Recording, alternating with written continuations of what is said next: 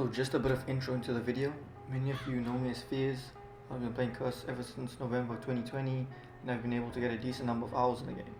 I'm not really a decent player back then, but I kept grinding, and as time went by, I got introduced to the community and started playing with everyone. I've been in countless squads, met a bunch of great people and made some good friends along the way. Just to mention, I started streaming around April and joined Takumi midway through the month. To be honest, I learned a lot from the members respectively in terms of binds and general gameplay. From then on out, I've been grinding ever since, constantly changing binds, playstyles and learning new things day by day. I appreciate anyone taking the time to watch this video, so let's not waste any more time and get into it. First topic, game knowledge. As far as game knowledge is concerned, it's about knowing the basics of the game, which include different characters, spirit guardians, rituals, traps, and the different maps. For example, some characters have audio cues and many of them have animations. For example, Viper has an audio cue to let you know that she activated her ability, and when she dashes, she leaves a trail of purple particles so you can track her. Another example is Ocelot's ghost ability, where you see red and black smoke when he disappears, but you're still able to track his footsteps. Very basic knowledge, but it's something extremely helpful when matching up against them. In terms of spirit guardians, they grant you some type of advantage in the game, whether it be gaining souls, increasing the luck on a slot machine, or reducing cooldowns, just to name a few. Traps, however, allow you to paint a sign on a flat surface, and the newly drawn sign has some sort of an effect behind it. There's a large variety of traps. Only the ones that will be looked at are the jump pad, push right, and linked portal traps. Lastly, in the topic of maps, CRSED has 3 maps in the current rotation, including Mexico, Normandy, and Siberia. Each map has specific areas where a certain playstyle thrives. Knowing points of interest and quick rotations is extremely important when attempting to snowball a game. The map terrain will also heavily influence positioning, gunfights, and your POV. The easiest way to familiarize yourself with the game is either to play it or spend time reading through their website and in-game tips. Next up, we have character build.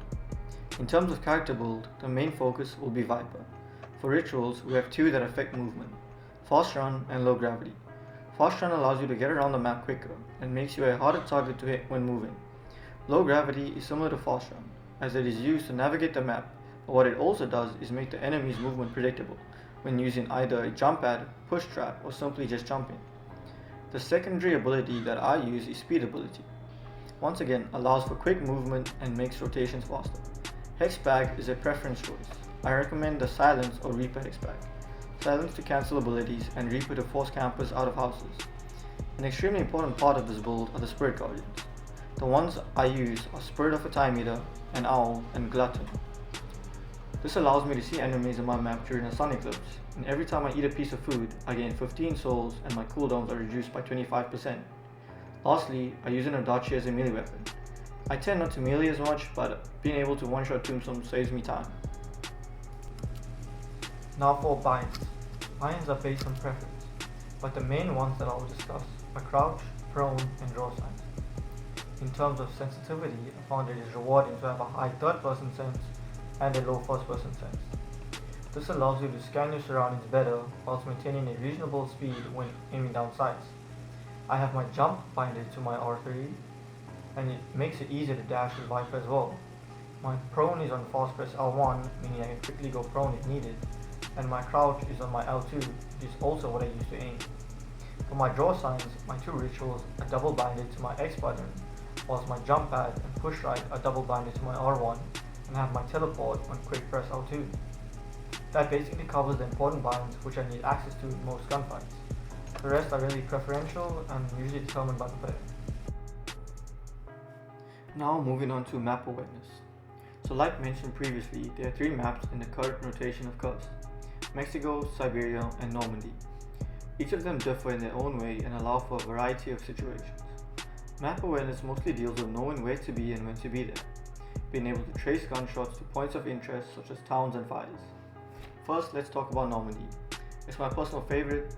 It's very fluent in terms of rotating and the locations lead well into each other, whilst the change in terrain is minimal. Eglise and Airfield are the 2 hotspots on this map. It's very easy to set up a teleport in Eglise and chase gunfights, and keep resetting if need be. Next is Mexico. On this map, terrain plays an important role, as you constantly find yourself running uphill or downhill depending on your location. But once again, it plays similar to Normandy, where you set up a teleport in a hotspot and chase gunshots from there. The main hotspots on Mexico are Itzna, Tecali, and the Fort.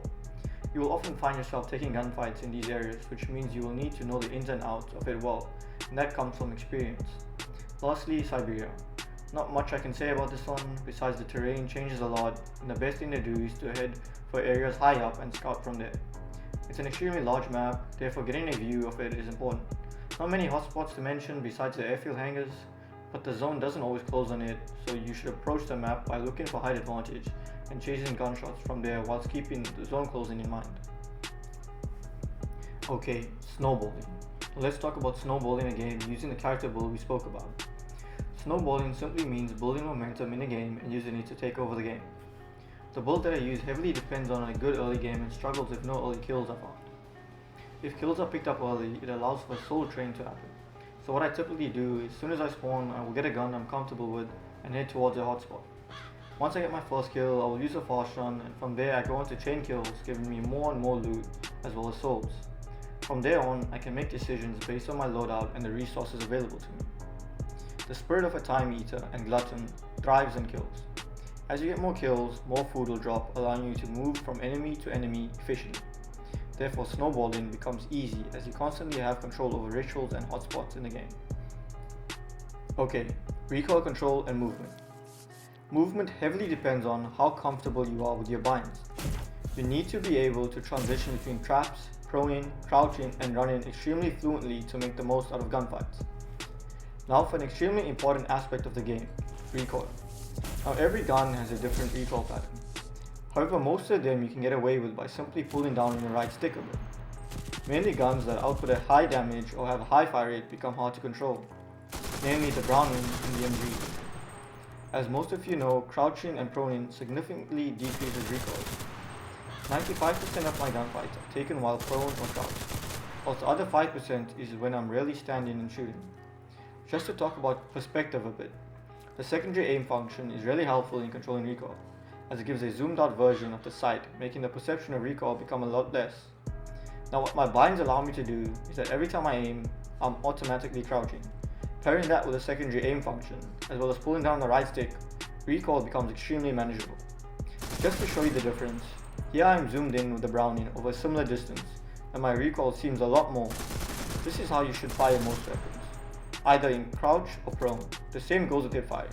Just pull down on the right stick and it is as simple as that. However, with the MG, there is a specific rule set I follow. The first 20 bullets in the mag can be fired fully automatic, but after that, recoil becomes too hard to control. So I either end up tap firing or resetting the gunfight, and honestly, that's all there is to it. The recoil is extremely predictable on curves and should be relatively easy to figure out. Positioning and sightlines. An extremely important aspect when approaching gunfights is knowing your surroundings. Usually, what I like to do is to engage a fight with a jump pad. This allows me to get a good idea of where my opponents are located and the environment around them. After becoming aware of your surroundings, you need to make decisions based on obstacles and the sight lines you have because of them. Using trees, bunkers, or even sandbags are a great way to catch a break in case you need to reset or reload. Therefore, knowing where they are located is important. It's always good to be positioned above an enemy, as you will constantly have vision of them, which makes roofs power positions. Majority of gunfights swing the way of the player who has a better position, therefore taking advantage of your environment is of utmost importance. Counterplay to characters. To counter a character and their ability, you need to understand what the character does, and that forms a part of game knowledge. I'm just going to go through a list of some of the best ways to fight each character. Viper. Force the initial gunfight. Save your cooldowns for when she dashes. Avoid the dash with either cooldown or use obstacles to block her sight lines and afterwards reinitiate. Annie. Use unique sight lines to do poke damage, rush her whilst her abilities in cooldown, or if you have to force a gunfight, either take the 1v1, because if you try to disengage, you most likely become an easy target. Ocelot. Listen to footsteps after he goes, follow them, and it's usually an easy kill. Glide. Create distance between yourself and the space. If you feel you have sufficient distance, go for a shot. If not, use cooldowns to avoid ability and engage afterwards. Aerial. Not much to counter, besides try to catch him in transition and activating his ability. Poker. Avoid standing still, kill zombies as often as possible. Once you get a shot or have cleared these zombies, force a gunfight. Fully listen to audio cues, be aware of your surroundings, and keep in mind the enemy has vision of you. This can also be used to lure enemy into dead zones where you can get an easy shot. Katrina.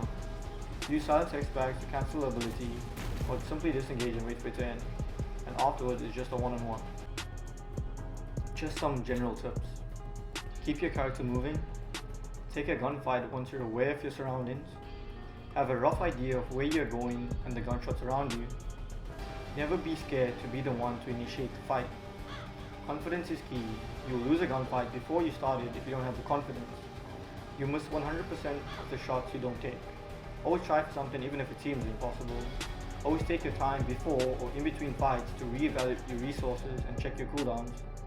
And before engaging in a fight, let it play out in your head. Well, that's the end of the guide. I appreciate if you have stayed to the end. Just some things I would like to say before I end the video. So firstly, I'm not a cheater. As much as I troll and hint at using mods, I have no clue how to go about even setting it up. I used to have a scarf with paddles giving me access to extra buttons, but unfortunately it wasn't the most durable and broke. At that point, I reworked my binds and started using a PS5 controller with a thumb grip on the right stick. I've been using that ever since, and the reason why I've gotten to the current skill level that I'm at by putting in hours and wanting to improve. I've watched countless streams as well as teammates and adapted their gameplay and techniques into my own. In every game there will always be a skill gap. If you think it's too good to be true, so be it. You're entitled to your own opinion, and honestly I'm done with the hate, so I end up either ignoring it or just trolling the haters. Thank you, and have a great day.